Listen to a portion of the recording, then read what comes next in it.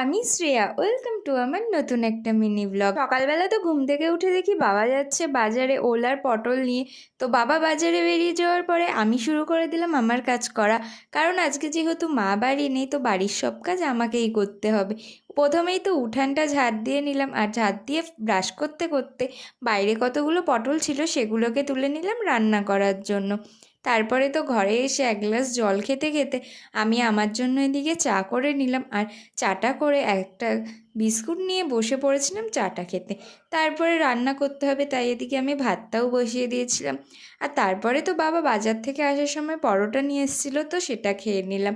আর এদিকে আমি রান্না করেছি আজকে পটল আলু ভাজা আর মাছের ঝোল।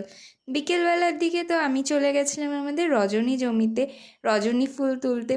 ফুল টুল তুলে এসে বাড়িতে সন্ধেবেলার দিকে করেছিলাম পেঁয়াজ দিয়ে গোলা রুটি আর এক কাপ চা। ভাই এসেছিলো তাই ভাইকেও খাইয়ে দিলাম।